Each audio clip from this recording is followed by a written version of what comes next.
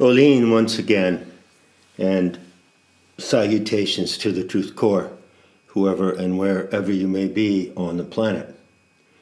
Now, I know, indeed I do, better than anyone else, that I've been subjecting you to a fairly strong dose of poetry lately. And I also know that poetry in the genre of lyric, which is what I write, lyric poetry, is not to everyone's liking. So if you don't care to hear it, go away now. But I am going to introduce you to a poem that is one of the most famous poems of the 20th century. You may have heard it, you may know it, you may have heard certain lines from it. For instance, the best lack all conviction, while the worst are full of passionate intensity. End quote. Have you ever heard those lines before? Well, you may not know that they appear in a poem called The Second Coming, which was written around 1921 by the Irish poet W.B. Yeats. Now, to this day, over 100 years later, people often cite this poem as a description of the critical circumstances of the moment in which we live. Indeed, 1920, 1921, after the First World War, also at the time of the Irish Revolution, was a tumultuous and dangerous and painful time, full of enormous confusion and suffering. And Yeats, who was in some respects a political poet and paid attention to the circumstances of his time and was deeply concerned for the fate of his country, Ireland, sometimes refers to such circumstances. And this is certainly the most famous case where that applies. Now, I bring your attention just for a moment to the title. Well, the Second Coming, of course, is a meme that comes out of Judeo-Christianity. And so there is a narrative reference, a narrative subtext that goes to the belief system and the religious mythology, if you will, of Christianity. The idea that the Messiah came and was rejected, and that the Messiah will come again, and everyone's waiting for the Messiah to come. You know, I've talked about this a lot. So Yeats picks up that trope and he uses it to give the poem its direction and its thrust. The last lines, the last two lines, are often cited as well. And what rough beast, its hour come around at last, slouches toward Bethlehem to be born? End quote. Another famous line. So The Second Coming, which is a short poem, is really important and relevant today. And as I say, it's often quoted. Now, I'm going to read the poem in full. It only takes a couple of minutes. And then I'm going to do something else. What else am I going to do? I'm going to convert it into another poem. Now, going back 12 years or better, we've hit the 12-year mark significantly in a number of ways. But going back 12 years or better, I developed a series of poems which I called the Yeats conversions. Now, I've been a lover of Yeats since I was 16.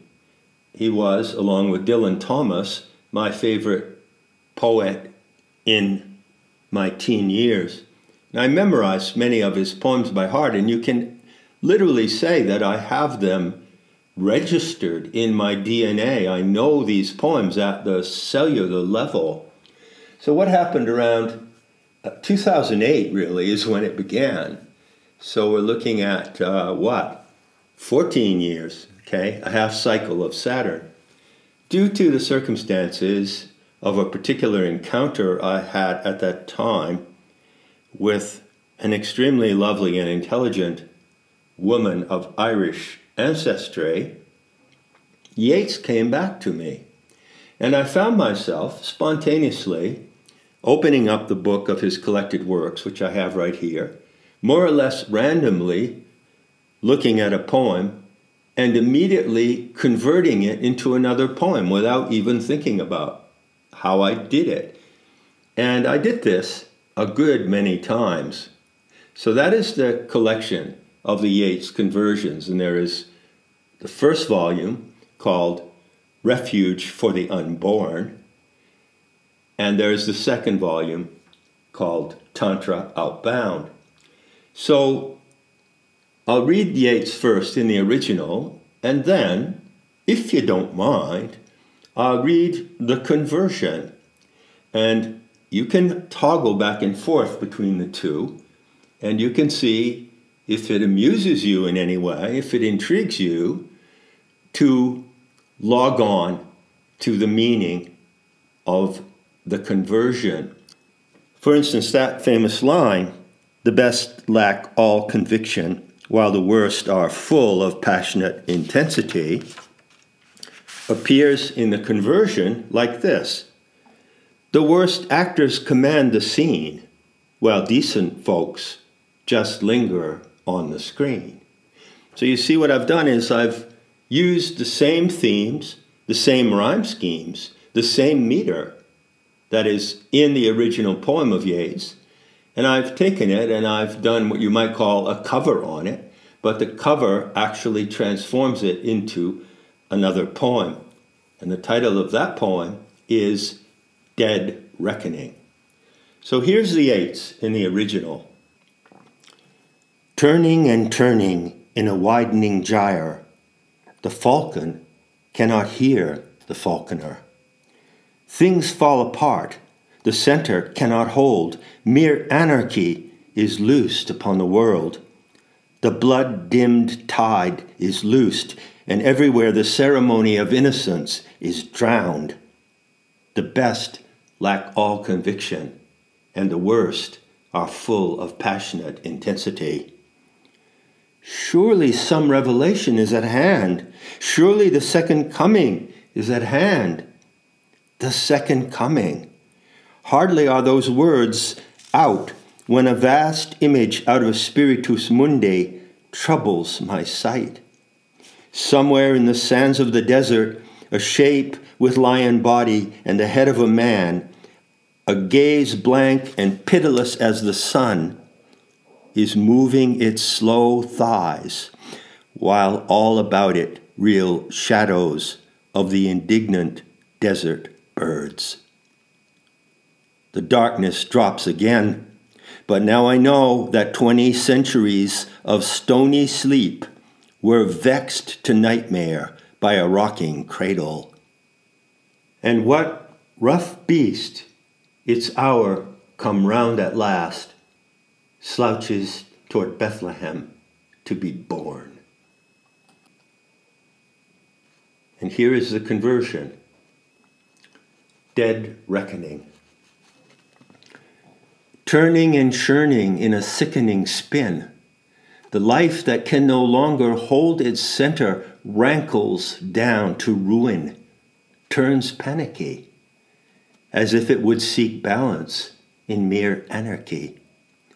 A tide of sewage erupting on the mind turns innocence into a mortal crime. The worst actors command the scene, while decent folks just linger on the screen. If human fate invites a great correction, as sure as hell, the vector of direction must be dead reckoning. It goes where it is heading, unless Anima Mundi reveal the lucid play of animation.